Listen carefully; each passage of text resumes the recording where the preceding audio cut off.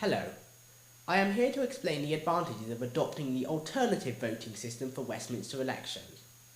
Under the present first-past-the-post system, a candidate can win a seat even if more than half of the voters would have preferred a different candidate to be the eventual winner. In the present Parliament, 2/3 of MPs have less than half of the vote share. In one seat, the current MP has just 29.4% of the vote. This is because under first-past-the-post, you simply put a mark next to your favourite candidate. The winner is the candidate with more votes than anybody else. The alternative vote eliminates the possibility that an MP could be elected if more than half the constituents would prefer another candidate. Under AV, instead of placing a cross in a box, you rank the candidates in order of preference, 1, 2, 3 and so forth. If your first preference candidate gets the lowest vote share in round 1, they are eliminated and your vote transferred to your second preference, and so forth, until a candidate has more than 50% of the vote share or only one candidate remains. You can rank as many or as few candidates as you wish.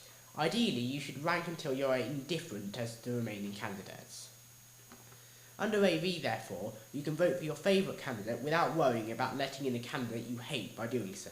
Under first-past-the-post, often you are forced to tactically vote for a candidate who may not necessarily be your favourite choice, simply to prevent a worse evil from winning. There are many myths about AV. One is that some people get multiple votes while others don't. This is not true. A second preference vote is not a second vote. It is an instruction on how to transfer your vote in each round of counting, should your highest preference be eliminated. If your first preference candidate is still in the running, your vote simply remains with that candidate throughout. Also, No to AV claim that a yes vote will cost £250 million. This, to put it simply, is a lie. No to AV's cost breakdown of this figure says that £90 million is the cost of the referendum itself, which will therefore be paid regardless of its outcome. Another £130 million is the estimated cost of introducing electronic vote counting machines. There are no plans at present to introduce these machines, and Australia, which has used AV for 90 years, still counts votes by hand. Finally, the Electoral Commission have stated that the cost of the next election will be the same regardless of the voting system in use. Then there is the claim that AV will help extremist parties get into power.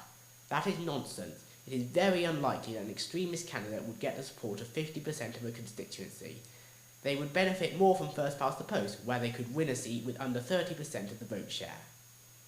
Of course, there are also disadvantages of the alternative vote. It is not a proportional system, but the same is true of first-past-the-post. In fact, a yes vote will show that we are in favour of reform, and could pave the way for further reform in the next couple of decades should the country wish. A no vote to AV, however, will be used as an excuse to keep the status quo. Thank you for listening, and I hope you vote yes to AV on the 5th of May.